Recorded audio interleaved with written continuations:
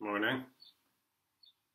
Good God, this laptop is playing up ridiculously.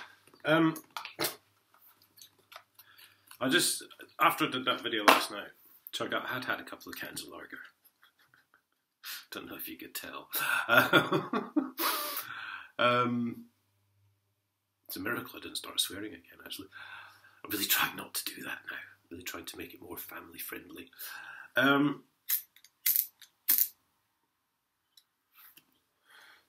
Yes, I put that video up last night about the hospitals, and I've already had someone come back to me and say they're doing the same thing in Swindon.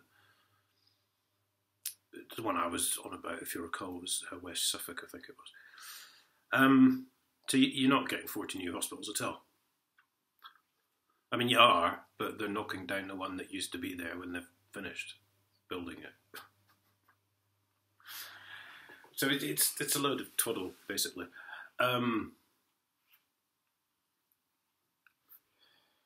At what state, obviously, these new ones will turn out to be. There's a hospital in Scotland, I think it's either Edinburgh or Glasgow. Look that up. That's an utter disaster. That was Nicola Sturgeon's flagship plan. So then it occurred to me, because I'd actually said obviously this was going to finish in 2031. Then I remembered something Richard Littlejohn once said, who writes for the Mail and the Sun intermittently. I haven't read him for quite some time, so I don't know who he writes for now. I think it's still the Mail. And he said ministers like 10-year plans because they're rarely around when to finish. So we'll just look at that. In 2010, obviously, the Tories took power from what was Blair's Labour. Blair had run out the back door and left Brown to oversee the complete collapse because he knew they were going to lose. So that's obviously been 11 years now. 2004 is the next general election. So that would be 14 years. And then they'll probably win that, and then they'll lose the next one, which would be 2028, 2029. Because I think it was either 17 or 18 years that the Labour were in. It was 1997 they got in, work it out for yourself. Sorry, Labour were out. Sorry. Until 1997. I think it was either 17 or 18 years.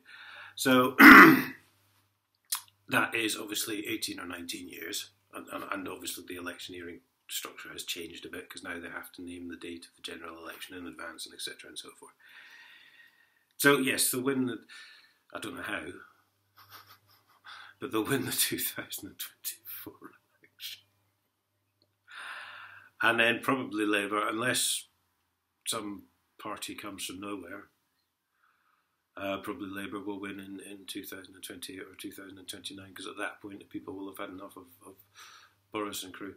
Boris will be gone, I think. Boris will be gone around the time of the 2024 election, I would think.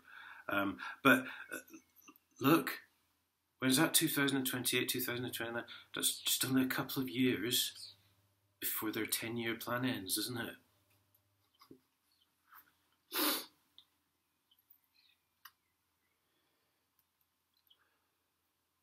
So they can see this coming already.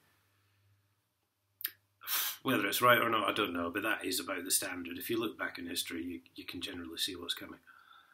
So, yeah, wow.